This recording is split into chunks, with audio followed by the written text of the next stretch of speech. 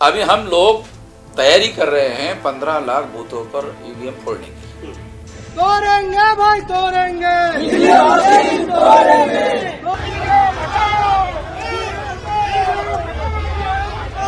EVM के बिना नरेंद्र मोदी चुनाव नहीं जीत सकता है। ईवीएम मशीन हटाओ।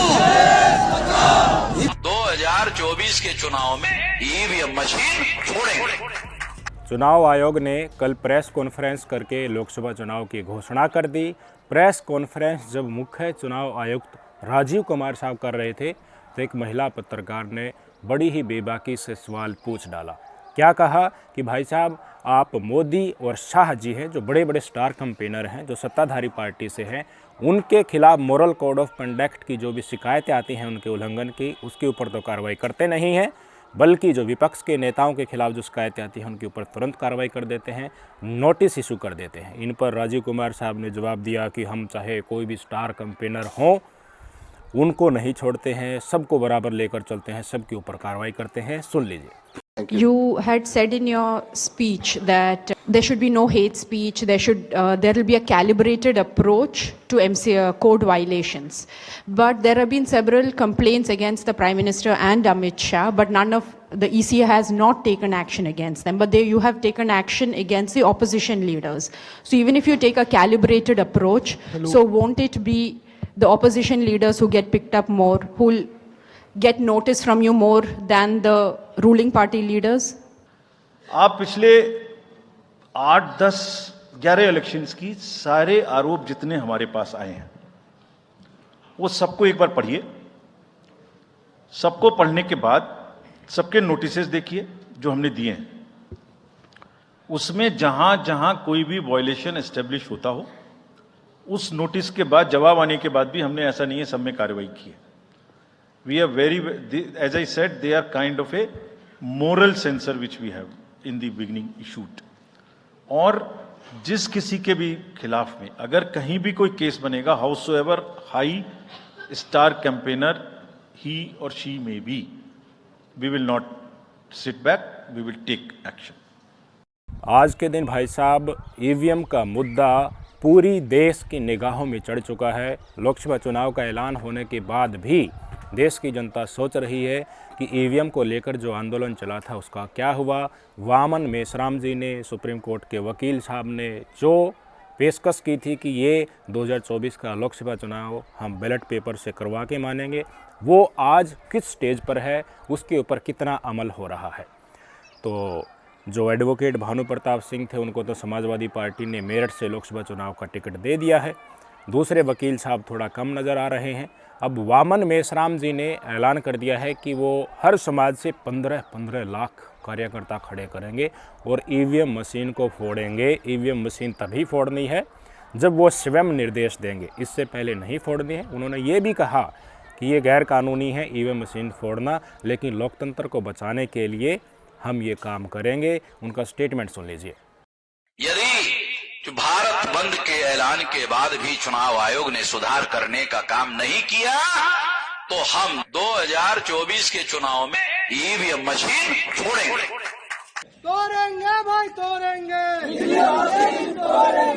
तोड़ेंगे भाई तोड़ेंगे, ईवीएम ने क्या किया, देश का सत्यानाश किया।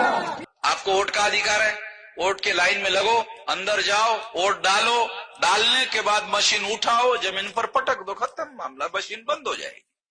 अभी हम लोग तैयारी कर रहे हैं 15 लाख बूथों पर ईवीएम फोड़ने की, उसकी तैयारी कर रहे हैं। ईवीएम फोड़ेंगे। इस देश की जनता के जहन में सिर्फ यही सवाल है कि चुनाव निष्पक्ष होने चाहिए। माहौल भारतीय जनता पार्टी बनाने में पूरी कोशिशें कर रही हैं। आखिरी में इनके पास ध्रुवीकरण का रास्ता बचता है। हिंदू मुसलमान को लड़वाकर, नफरत की आंधी में झोंककर, दंगे करवाकर देश का मूड एकदम से गर्म करके चुनावी फ़ायदा लेने की कोशिशें इनकी हर बार होती हैं, पहले भी हुई है, अब की बार भी ये तमाम पटकथा रचने की कोशिश करेंगे। गुजरात यूनिवर्सिटी में विदेशी छात्रों को पीटा जा रहा है क्योंकि वो नमाज अदा कर रहे थे, उसको लेकर षड्यंत्र रचे जा रहे हैं, नॉर्मलाइज करके उसको आग देने की कोशिशें की जा रही हैं। ये तमाम पटकथाएं हमारे समाज में जो चल रही हैं ये भारतीय जनता पार्टी के माहौल बनाने के लिए की जा रही हैं। 400 पार का नारा देकर ईवीएम में कुछ न कुछ तो कथित रूप से जो घोटाला होता है, षड्यंत्र होता है, उसके सहारे चुनाव जीतने की कोशिश करके इस कुर्सी पर फिर से काबिज होने की जो कोशिशें हैं उस पर इस देश की जनता पैनी नज़र से देख रही है। विपक्ष ने कई बार मुद्दा उठाया, अब भी विपक्ष कह रहा है कि हमने चुनाव आयोग से समय मांगा था, चुनाव आयोग मिल नहीं रहा है, वीवीपैट की गिनती एटलीस्ट होनी चाहिए। प्रेस कॉन्फ्रेंस करके जयराम रमेश हैं कांग्रेस पार्टी से, उन्होंने ये तमाम बातें कही हैं। लेकिन इस लड़ाई को जीत कौन सकता है? इस देश की जनता ही जीत सकती है। ईवीएम मशीन हटाओ, ईवीएम मशीन हटाओ, ईवीएम मशीन हटाओ, ईवीएम मशीन के हटाते होंगे, ईवीएम मशीन के हटाते होंगे। 15-15 लाख कार्यकर्ता खड़े करेंगे, 774 जिलों का भ्रमण करेंगे। चुनाव प्रक्रिया में सुधार नहीं हुआ तो कार्यकर्ता ईवीएम को फोड़ेंगे। 13 मार्च 2023 का नागपुर का ये स्टेटमेंट वामन मेश्राम जी का है। देखना ये होगा कि इस देश की जनता इनके इस आंदोलन में कितना सहयोग करती है। कोई भी आंदोलन हो वो जन सैलाब से चलता है, जनशक्ति से चलता है। इस देश की जनता का मूड है, इस देश की जनता को पता चल चुका है कि ईवीएम से गड़बड़ हो सकती है। ये खेला करते हैं, फिर जनता जो आवाज़ उठाती है, आंदोलन करके अपना हक मांगते हैं, उनको लठों से तोड़ते हैं। हर वर्ग परेशान है, लेकिन गोदी मीडिया सत्ताधारी पार्टी के जो टुकड़ों पल पल रही है, हर दिन गलत को सही ठहराने में लगी हुई है, सत्ताधारी पार्टी के तलवे चाट रही है। तो ऐसे में ऐसा व्यक्ति जो गैर राजनीतिक दिखता हो और जो मुहिम उसने छेड़ी है ईवीएम को लेकर के जो छेड़ी हुई है उसको सिरे चढ़ा सकता हो, ऐसी छवि उस व्यक्ति में दिखती है। इस देश की जनता को उसका साथ देना चाहिए। अब देखना ये होगा कि वामन मेश्राम जी ने जो आह्वान किया है इनका साथ जनता किस तरीके से देती है। कई सुझाव दिए जाएंगे, कई बुद्धिजीवी हैं वो अलग अलग प्रकार के सुझाव दे रहे हैं। कोई कह रहा है कि लोकसभा चुनाव लड़ लेना चाहिए, 200 से ज़्यादा लोगों को लड़ लेना चाहिए, फिर मजबूरी में बैलेट पेपर से चुनाव देखिए इनको कराना पड़ेगा, ईवीएम से होगा ही नहीं। ईवीएम की कैपेसिटी ही इतनी बताई जा रही है 150-180 के आसपास, उससे ज़्यादा ईवीएम झेल ले सकती, तो बैलेट पेपर से चुनाव होंगे। कई लोग कह रहे हैं कि 200 कार्यकर्ता एक बूथ पर लगा दीजिए, वो गड़बड़ी की निगरानी करेंगे। वीवीपैट की गिनती करने के लिए सुप्रीम कोर्ट में अर्जी लगा दो, सुप्रीम कोर्ट मॉनिटर करेगा। भय सत्ताधारी पार्टी को भी थोड़ा थोड़ा है। प्रकरण इतने निकल कर आ गए कि किसान आंदोलन आ गया, सुप्रीम कोर्ट से इलेक्टोरल बॉन्ड की खबरें आ गई, इलेक्शन कमिश्नर ने त्यागपत्र दे दिया, नए नियुक्त किए जा रहे हैं। इस गहमा गहमी में ईवीएम के आंदोलन को दबा दिया गया। आपको याद होगा कि जंतर मंतर पर आह्वान किया गया था वामन मेश्राम जी की अध्यक्षता में। आपकी स्क्रीन पर तस्वीरें देख लीजिए, कितनी बड़ी संख्या में लोग जुटे थे। उसी दिन सत्ताधारी पार्टी की आंखें फट गई थी कि ये आंदोलन जन सैलाब का रूप ले लेगा, इस देश की जनता इस आंदोलन के साथ जुड़ जाएगी तो भाई साहब बवंडर हो जाएगा। इसके बाद फिर से ऐलान किया गया था, उस समय पर दिल्ली आने का ही आह्वान किया गया था। पूरे देश से कार्यकर्ता बड़ी संख्या में, इससे भी ज़्यादा संख्या में पहुंच रहे थे। बसों में भर भर कर जेल में ठूस दिया गया, किसी को वापस भेज दिया गया, किसी को डरा धमका दिया गया। ये आंदोलन आगे नहीं बढ़ने दिया गया। जनता की एकजुटता इस मुद्दे पर नहीं होने दी गई। लोग तो ये भी बता रहे हैं कि जितने भी ये गहमा गहमी हुई है पिछले दिनों में, ये सिर्फ ईवीएम के इस आंदोलन को दबाने के लिए ही थी।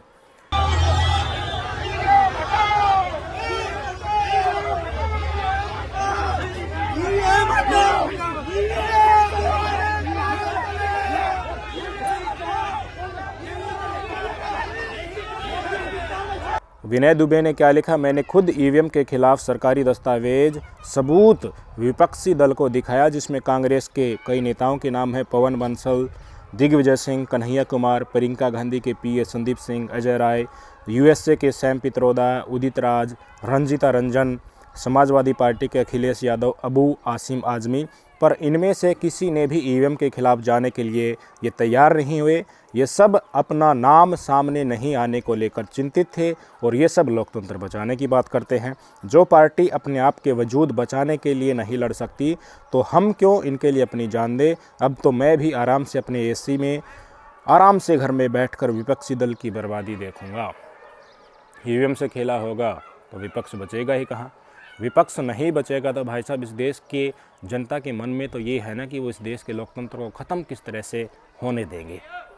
हमने देख लिया ये सत्ताधारी पार्टी संविधान को क्या समझती है, लोकतंत्र को क्या समझती है। भारतीय जनता पार्टी के एक नेता ने तो कह भी दिया था बिल्कुल सार्वजनिक तौर पर कि 400 से ज़्यादा सीटें इसलिए चाहिए कि हमें संविधान बदलना है। लेकिन इन्होंने लोकतंत्र के साथ खिलवाड़ कर दिया। तो विपक्षी दल वाले तो बहुत बार सरकार में आ चुके हैं, उनकी तो लाइफ सेट है, विदेशों में भी उनकी बहुत सारी ज़मीन है, बड़े बड़े बंगले हैं, पैसा भी खूब है, स्विस बैंक में भी होगा, ये तो चले जाएंगे यहाँ से। पर भुगतेगा कौन? इस देश की जनता।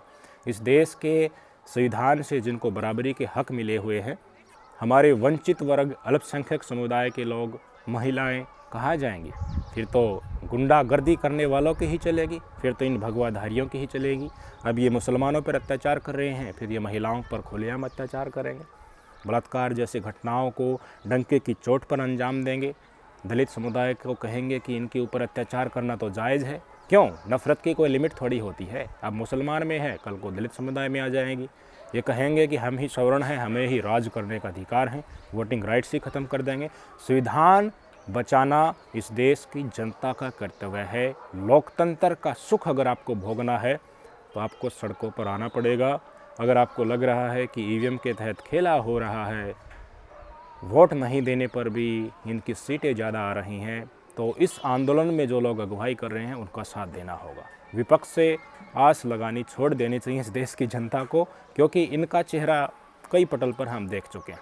इनका राज होता है, उस समय पर इन्होंने ईवीएम के साथ खेला नहीं किया होगा, इस बात से मेरे ख्याल से इनकार नहीं किया जा सकता। इसी कारण अब ये पार्टी ईवीएम से खेला कर रही है, पर अधिकारी तो वही है ना। एक अधिकारी की 30-30, 40-40 साल सेवा हो जाती है। उन्हीं अधिकारियों से अब पूछा जाएगा कि तुम इस सत्ताधारी पार्टी में, बीजेपी के राज में ईवीएम से खेला कर रहे हो, तो वो पिछले राज भी उजागर कर देगा। उस समय तो कांग्रेस की सरकार थी ना। ये बातें समझो, विपक्ष नहीं आएगा सड़क के ऊपर। ईवीएम के बिना नरेंद्र मोदी चुनाव नहीं जीत सकता है। इलेक्शन कमीशन से हमने कहा कि एक काम कीजिए, विपक्ष की पार्टी को ये मशीनें दिखा दीजिए, खोल के हमें दिखा दीजिए ये कैसे चलती हैं, हमारे एक्सपर्ट्स को दिखा दीजिए। इलेक्शन कमीशन नहीं दिखाता। फिर हमने कहा देखिए, इसमें से कागज निकलता है, वोट मशीन में नहीं है, वोट कागज में है। ठीक है, आप मशीन चलाइए, मगर कागज की भी गिनती कर दीजिए। इलेक्शन कमीशन कहता है नहीं, कागज की गिनती नहीं होगी। क्यों नहीं होगी? कैसे नहीं होगी? सिस्टम नहीं चाहता कि ईवीएम की गिनती हो जाए। विपक्ष तो बड़ी बड़ी गारंटियां दे देगा, हम ये करेंगे, हमारी सरकार आएगी तो वो करेंगे। हर वर्ग के लिए अलग अलग घोषणा बनाकर लिख देगा कि महिलाओं को इतने इतने रुपए देंगे। पर लोकतंत्र बचाने के लिए तो देश की जनता को ही आगे आना पड़ेगा। काफ़ी मंचों पर मैं देख चुका हूँ, देश की जनता त्रस्त है। बिजली नहीं है, पानी नहीं है, स्वास्थ्य सुविधा नहीं है, स्कूल की फ़ीस महंगी होती जा रही है, महंगाई की हर व्यक्ति के ऊपर कैंची चल रही है, सड़क नहीं है, लोग परेशान हैं। जनता को ही आंदोलन करके सड़क बनवानी पड़ रही है, स्टाफ हॉस्पिटल में मंगवाना पड़ रहा है आंदोलन करने के लिए। आंदोलन करके बेसिक एमिनिटीज़ जो होती हैं, जो हमारा संविधान जिनके अधिकार देता है कि ये चीज़ें तो एक व्यक्ति के पास होनी चाहिए, सरकार का कर्तव्य होता है, वो मांगने के लिए लोग सड़क पर आ रहे हैं। विपक्ष अपनी राग नहीं गा रहा है, कह रहा है कि लोकतंत्र बचाना होगा। आप तो आओ ना। इनको लग रहा है कि ईडी सीबीआई तुम्हारे पीछे छोड़ देंगे, जेल में डाल देंगे, तुम्हारा करियर बर्बाद हो जाएगा, इसलिए दुबके रहो। ऊपर से केंद्र में बैठी जो केंद्रीय दल है कांग्रेस पार्टी का या बाकी जितने भी लोग हैं, वो वहाँ से भाषण देते हैं, लेकिन भाषण देने से काम चल गया?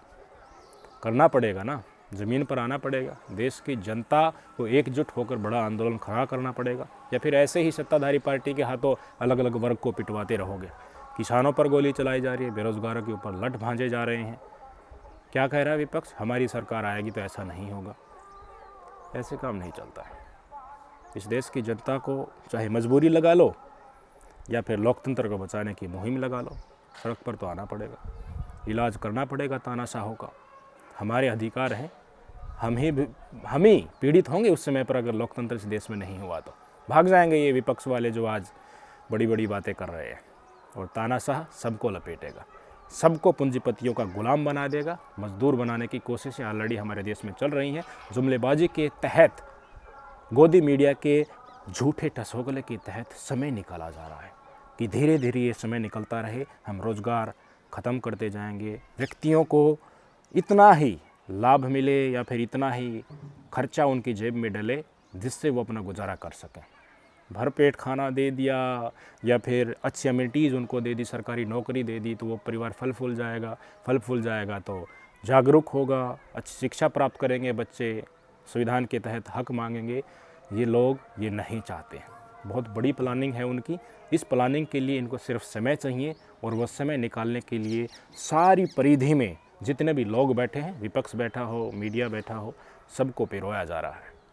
2024 के लोकसभा चुनाव के बाद कुछ बड़ा हो जाए तो अचरज मत करना, इसलिए समय से पहले जागरूक हो जाइए। विचार कैसे लगे कमेंट करके जरूर बताइएगा। नमस्कार।